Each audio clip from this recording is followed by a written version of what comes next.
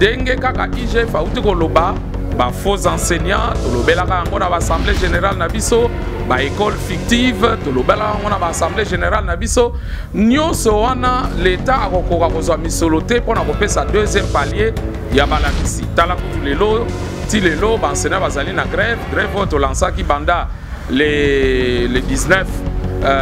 tolansaki grève oyo le 19 donc avant rentrée à le 12 octobre esalema ezalaka le 19 septembre donc kino lelo baenseignant bavandi pamba te mosolo akofuta bango ya malonga ezali te yango tozali kosenga badepolitize enseignement batika batechnicien batechnocrate mpo tosala mosala examen d'état epesa bana mayele.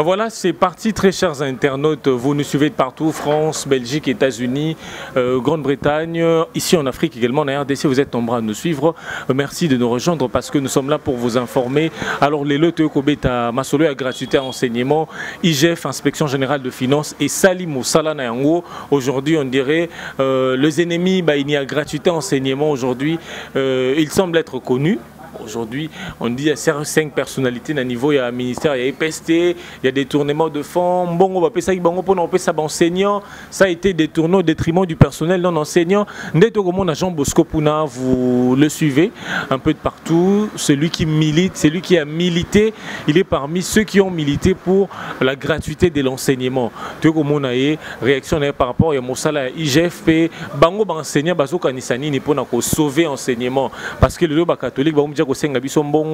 et commis na lycée X 150 $200. Mon amboka Jean Bosco Puna, bonjour, bienvenue. Oui, bonjour, merci Mingi Ndeko pour na maloba ndenge auto loba na introduction na yo pour na likambo etali gratuité o etali ba révélation IGF auto ko sala biso na ngambo na biso syndicat national des enseignants des écoles conventionnelles catholiques Sinecat pe na ngambo ya synergie des syndicats des enseignants de la RDC toyebaki ke tokosuka wana pamba te topesaki mbela tomonaki bamakambo ya nyamu esalemaki mingi na niveau ya cabinet na niveau ya ministère ya EPST oyo esali ke gratuité lelo bakoka kobundisa yango gratuité lelo ekoka kozwa mwa kokoso pamba te ndenge kaka IGF auti koloba ba faux enseignants tolobelaka yango na assemblée générale na biso ba école fictive tolobelaka yango na assemblée générale na biso nyonso wana l'état akokoka kozwa misolo te mpona kopesa deuxième palier ya balakisi tala kutu lelo ti lelo baenseignant bazali na grève oyo tolansaki banda le 19 tolansaki grève oyo le 19 donc avant rentrée à le 12 octobre esalema ezalaka le 19 septembre donc kino lelo baenseignant bavandi pamba te mosolo akofuta bango ya malonga ezali te ezali mawa pamba te na niveau ya likolo ndenge IGF alobi inspection générale ya finance tosengaki basala audit wana basala contrôle wana basali yango beaucoup de temps plus tard bapesi ba résultat na bango tomoni que na ndenge balobi ke ya 5 personnalités haute personnalité toloba bien c'est que lingo loba il faut to banda na kata mutu ti to kendela ba o bazali ko gérer sekopé to kolika ke ba kombora bango ko yebana poto yeba pe ndenge nini sanction e kozwama pamba te o asali mbeba esengeli pa azwa etumbu posoke etumbu ezali te bato bakokoba kosalaka bambeba donc tozali ko féliciter na ngambu na biso IGF pona mosala ne asali mais tolingi que ba lobela population mobimba société na biso ba miyibi wana ba détourneur wana ezali banani ba réseau wana ezali constitué banani pamba te sekopé tanto ndimaka esalema na kata mboka na biso na système d'enseignement ezalaki pona contrôle pe na paye ya ba enseignant po ba mwa mbilinga bilinga ezalaka na kala bongo lelo ye moko sekopé a koti na kata détournement na kata corruption na kata création ya ba école ya lokuta na kata kofutaka ba enseignant oyo bazali ba enseignant te en tout cas tozali ko lika ke tokoyeba bato wana pe sanction kozwama pona bango. Alors Jean Bosco Puna lelo IGF esali mosala na yango ozomote ke sengeli comité à Sekopé, je dirais gestion à Sekopé et consort et le nini boko sala pona balungana ko logo pona ko améliorer certaines choses. Bon, il faut voir d'abord que Sekopé ndenge zali ko fonctionner lelo ezali directement caporalisé par l'actuel ministre de l'enseignement. C'est-à-dire que Sekopé azali na marge de manœuvre était. En réalité, Sekopé ezali service. Service on est qui est dépendre na chef hiérarchique oyo kwa kozala proved. Mais le col ezali instrument ya finance ya bambongo, eh bien yango Sekopé comment caporaliser directement na cabinet. Donc lelo sokto cabinet ministre à EPST. Ministre à EPST. Soki lelo to yoki que ba scandale salemi kuna en tout cas to kolika que cabinet peut azali impliqué pambate et comment instrument ya cabinet et ezali mawamingi au départ Sekopé kwa ko sala musala na ndenga zo sala ngo lelo te lelo directeur a Sekopé aza étiquette soko azui kaka directive outi na ministère ya EPST to na ministre à EPST au départ azala qui autonome non azali service c'est-à-dire azali ko dépendre na direction oyo ezali kotala makambo ya ba agent pamba te na kati ya Sekopé soki opesi yango opesi bango autonomie c'est-à-dire bakoki ko répondre na directeur provincial te na loba na secrétaire général bakozala ko répondre directement na ministre. Or le cabinet ba ministre ezalaka politique tango ba ministre bayaka ye moko nde Sekopé alakisaka bango banzela nazolo ba service te mais na olo ba gestionnaire ya service wana bango ne batu balakisaka nzela tala awa tokoko lia boye boye tokoko lia boye ba fond oyo ba agent oyo bazalaka te ba école oyo bazalaka te yango moni ba milliards na ba milliards de francs eza détourné IGF amoni yango ndenge tozalaka na régime akala mbele bakoki kolobela makambo yango te mais régime oyo tozali nango ezokende na biso na état de droit vraiment longonia lelo oyo biso nyonso toyebi na kati ya EPST que soki bazali kofuta biso misolo oyo ekokani te eza pamba te bato oyo bazali na kati ya Sekopé bato bazali na kati ya cabinet ministériel ya EPST bazali ko récupérer mbongo wana bazali ko salela ngo makambo ya bango ezali pasi tokosenga na ngambo ya Sinecat pe na ngambo ya Synergique bato wana bako ko sanctionner bango ba récupérer bango ba sanctionner bango basala etumbu pamba te bazali ko nyokola ba enseignant oyo bazali kokoka kozwa $100 te $200 te ezali passe deuxième palier tozali ko senga za 700,000 francs mais toyebi ke ba ancien président ya la république ya mboka oyo ezala ba premier ministre ya mboka oyo bazali na ba $700,000 ba mbongo ebele au moment où bato bazali ko sala bazali kozwa eloko moko te. Nous en appelons aux sanctions pour que Sekopé wana en tout cas bazongi sango na ndenge nango ezalaka kala omoni na ndenge otuninga mutuna ke tokoki kosala nini mpona Sekopé est-ce que bakoki kovandisa yango tango tokutani le 3 novembre oyo na président de la République chef de l'État tolobelaki ye na polele ke likambo etali gestion ya système d'enseignement ezala na ngambo ya primaire secondaire pe technique ezala na ngambo ya université bokoki kotika yango na ba politicien te il faut ko dépolitiser yango pamba te soko tiki yango na ba politicien mingi pe perdre mutazala ko kambango mais biso nyonso tomoni ba débâcle ezala na examen d'état kaka ba mbongo kaka ba détournement ezala na niveau Sekopé comme boîte na bango ya kozwa ba mbongo po basala makambo na bango ya ba parti politique. C'est pourquoi nous avons dit au président de la République à dépolitiser enseignement à dépolitiser pe enseignement supérieur ba recteur nyonso ba DG nyonso ya ba enseignement supérieur na lo ba ya ba institut supérieur ya ba université bango nyonso ba la ngambo pe perdre ngambo FCC to moni ke za vraiment na tina moko te esengeli ke ba professeur d'université oyo comme recteur oyo comme secrétaire général oyo comme académique esengeli ba uta na élection oyo esalemi na katia entre bango ba professeur ndenge loi cadre enseignement na biso elobi na kosuka boete Lionel il faut na bakse eloko moko na likambo IGF auto sala biso tozali kosenga akende tina mutuelle de santé ya balakisi oyebi MSP wana pe ezali vraiment boîte à Pandore toko comprendre te que $1 million bazo pesa chaque mois pour na MSP kasi MSP ezali ko pesa ba soins de santé na balakisi nyonso te. Et puis même Nambo oyo bazali kozwa ba soins de santé, ezali ba soins de santé ya qualité te. En tout cas, tokanisi ke corruption wana, l'actuel président de la République, il faut asilisa yango poto zwa ba dirigeant oyo ba kwa kokamba EPST, ba enseignement supérieur, pourquoi pas mutuelle de santé ya balakisi, natina eke balakisi, bazwa ba santé ya malonga. Alors, moi namboka Jean Bosco pour no lobi lelo, oza ko senga dépolitisation ya enseignement. Au lobby enseignement primaire et secondaire, au Bobundelaka, au lobby également enseignement supérieur et universitaire. Mais là, quand on dit que non, bah poste on a épais samaka sur le plan le point il y a repartition, il y a force politique, l'Assemblée nationale, il y a force politique. Vous pensez que c'est facile qu'au long un système on a? un système où déjà il s'implanté et boti misisa.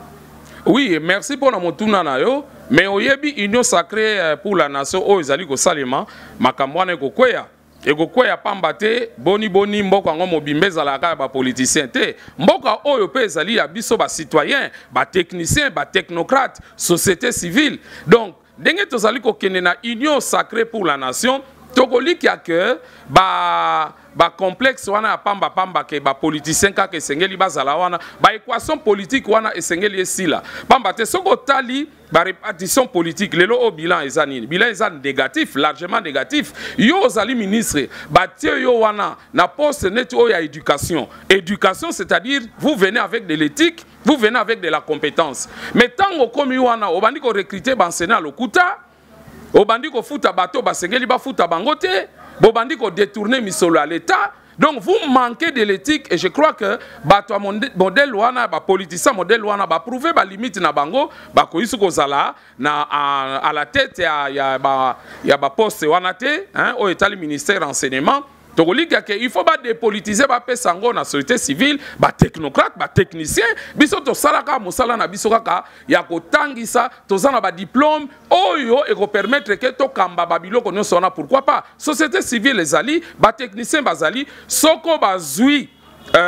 enseignement primaire, topé enseignement supérieur, ba professeur wana ba doyen nyonso na ba professeur basali élection balobi que non biso mutu tolingi que président de la République katia wana ezali tel et puis ba tie sanction ba tie ba garde fou tokolika ke enseignement na biso. Oui ba konga za technocrate parce que azaki na bekol azana bekol pe européen ça ba na mayele. Bon, on maîtrise bien ces secteurs. Oui, tokoi ko lobate que maîtrise les alités. Mais ah tozo lobela likambo ya éthique. Pambate ba politicien tango ba yaka ba yé na makambo na bango ya politique, ils doivent rendre compte na ba parti politique na bango. To moni biso nyonso a gratuité ba bundisi yango kaka na bato bazali ko gérer EPST, ezali ko kamwa mingi. Pambate soko landi ba différentes productions ya actuel ministre, okomona que ministre Alobi non gratuité ezali ko souka na école primaire. Oh, mais année passée ti na 6e année des humanités, 6e année secondaire, oyo ba changer ba combo ti na niveau wana ozomona ke année passée de 2018-2019 ba para ba futa ki misoloté. Boni yoko ya non kuna ba banda ko futa. Et puis azongsi ba makamba futa ba mbonga ba bulletin ba makambo ebele. Donc ba politicien tang ba yaka ata kwazali pédagogue formé ata kwazali na compétence na ye mais tango akoya aye ko servir parti politique na ye yango wana mbeba yango tozali ko senga ba dépolitiser enseignement batika ba technicien ba technocrate poto sala musala examen d'état et puis ça bana mayele eza ba examen d'état o ba sala te moi na 80% mais retour na ye a conjuguer verbe être aye biangote eza pas mingi. Alors Jean Bosco Puna au lobby gratuité penza eza constitutionnel mais au lobby avec gouvernement et moi vous en chargez de la gratuité. On a vu des écoles comme j'étais dernièrement à lycée Mpico, qu'on peut exemple, s'il faut citer le nom. Babo est gratuité pas parce que frais à fonctionnement oh l'État a coupé sa bango et zo ko alimenter école té. Et zo ko permettre bango ba sa enseignement à qualité té. Ndeba mesana coupé ça. Juste na kota l'exemple école moko wana sans pour autant tout en école mususu. Bon, je crois que c'est la première fois dans Mboka Nabiso et il faut qu'on reconnaître bah, fort ce que Zali Salema. Et Zali première fois tout le monde a que toutes les écoles primaires, l'État a eu en charge en termes de frais de fonctionnement. Et puis bah, bureau gestionnaire Nyonso, l'État a pris a eu en charge. À niveau de frais de fonctionnement. Ce sont des choses qu'on n'avait jamais vues. Et là, quand Zali Kosenga est qu'on doit aller de l'avant. Aller de l'avant signifie que mbongo ekota na kesa l'État, mbongo ya pétrole, mbongo ya bazamba na biso, mbongo ya ba minéraux, mbongo ya ba taxe, mbongo ya impôt, mbongo nyonso wana oyo bato bazali ko yiba pona compte na bango moko, mbongo wana ba canaliser ngo ekende na trésor public. Est-ce que biso vraiment ndeko tozali mboka o to ko zala na budget à 7 milliards ya 6 milliards? Et Zali Sony, si vous êtes ministre vraiment à finance, vous allez ministre pour 6 milliards, 7 milliards, au moment où vous avez que les individus, bazali na mosolo koleka budget à l'État, et Zali Sony. Makamona il faut ici là. Donc, tu as dit que gratuité, et Zali est là comme quoi motuya, et pesi et sengona mabota na communauté na biso, mais nengo lobby et Zali na ba école. oyo ba monique misolo wana ezali moke notamment ba frais de fonctionnement mais na kotangela yo soko aussi par exemple école net bosangani nazolo ba bosangani école primaire bazana 2 millions de francs congolais nazolo ba bien par mois il y a ba frais de fonctionnement c'est vrai que koki ko résoudre ba problème nyo sauté mais soki ba gérer un bon père de famille chaque mois 2 millions de francs ezo ya ba ko sala mosala problème ba gestionnaire ezali nini problème na bango ezali mingi motivation sala mosala ya kitoko pe ndeto eba bosangani akala basa mosala ya kitoko pe bongo na 2 millions de francs 2 millions de francs dans le lobby bien les frais de fonctionnement mais le reste c'est pris en charge par l'État c'est-à-dire paiement à personnel bango problème na bango ezali eza 2 millions te ya ba francs congolais problème na bango ezali au moni tango ba parents bazali ko futa misolo ya ebele $400 $500 par enfant bango ba gestionnaire mais ezala ki biftek moko kitoko pona bango atako ba futi ba enseigner deuxième palier ba ko sepelate pamba te moyen ba gérer misolo oyo bazala ko gérer na kalezalité bazala ko zo 20% ya mbongo ba pauvres parents ba parents wana ezali compté parmi ba maman maraîchère ba maman oyo bateka makala bateka fufu ba papa oyo ana musala te aza chômeur boni yo muto yekoli otangi mobola aya ko futaka yo eloko wana il faut esila donc ba école wana il faut ba yeba d'abord que eza ba école à l'état et sengeli balanda makambo l'état azali koloba 2 millions de francs ata kolobi boye que est-ce que ezali ko améliorer enseignement mais non enseignement na biso ebebi lelo te même temps tozalaki na période de prise en charge des enseignants par les parents enseignement ezala ya kobeba ko luta kutu mais moi différence ezalaki bano batanga na bekolo wana oyo yebi wana o bafutaka mo misolo ebele na bano batanga na bekolo ya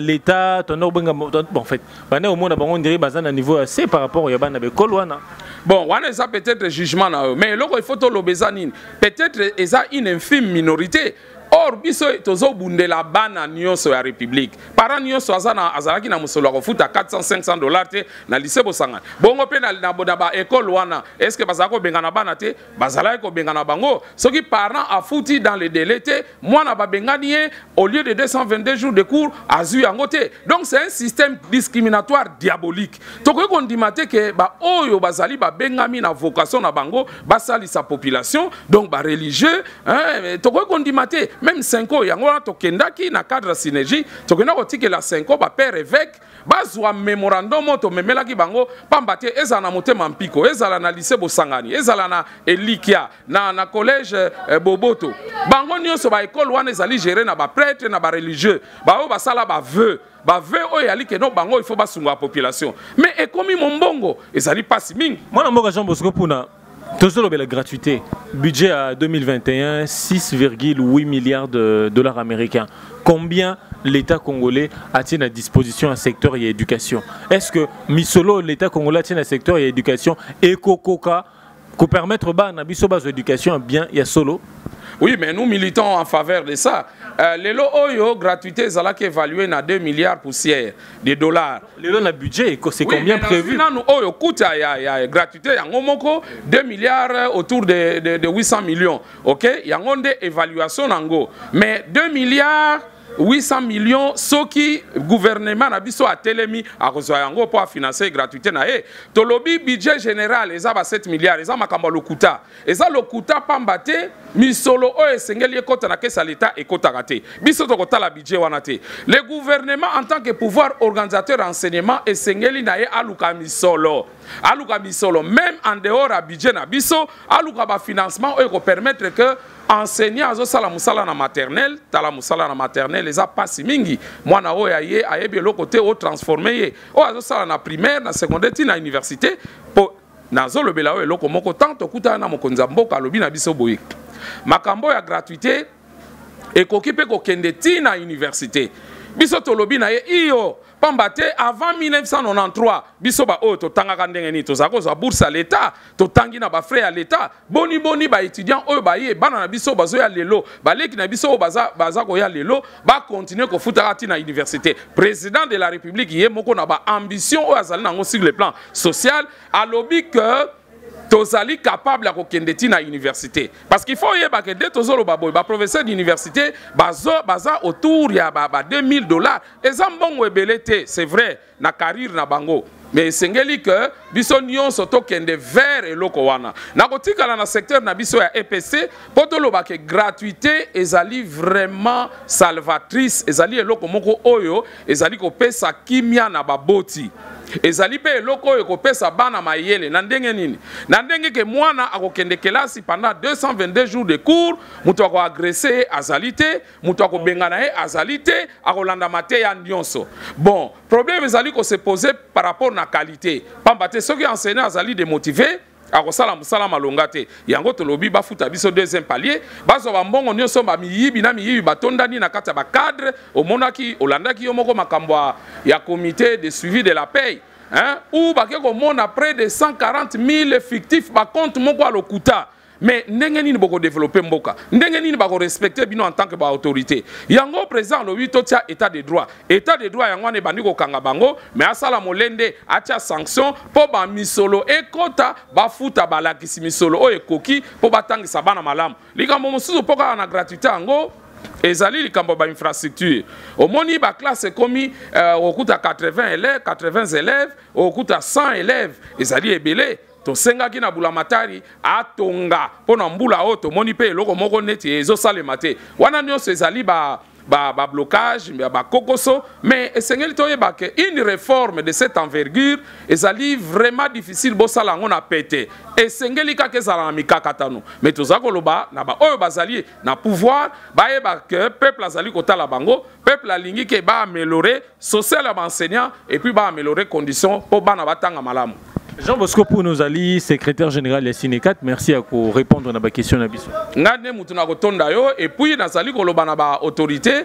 pour na kosukisa que on prend le pouvoir pour faire quelque chose et ndenge tozali ko kende tozali ko mona que espoir ezali espoir wana ebungate bato ba yibi soki ba kwina ye esengeli azwa sanction bongo pona o etali éducation Mandela alobaki c'est l'éducation yango ndeza levier à développement ya mboka mwana soka yekoli atangi malamu yende mutakozala lobby ingénieur ye mutakozala médecin ya pamba te médecin o ya vangala te médecin penza o ya ligue même soka akei ailleurs compétitif yende mutakozala politicien boania éthique na compétence biloko wana soki ezangi ekozala pasi mingi soki omutu azali kazangi éthique ekozala vraiment problème or enseignant azoko former bato yo ya boania bato ba okamba lobby mboka soki totie bango na ba condition malamu te ekozala bien te tina pe o tozali kozala uza bokonzi ekoyeba na mingi te yango tosengi ke espoir o tozomona na état de droit o ezali koya espoir wana tobungisa ngo te biso soto soutenir gratuité et enseignement pour ezali na tina ya bana na biso to discriminer bangote où qu'il se trouve azala na Kinshasa azala na Lubumbashi azala na Mboka azala na arrière pays bana nyonso wana esengeli ba bénéficier d'une éducation publique de qualité. Merci beaucoup Jean Bosco Pouna. C'est moi qui vous remercie.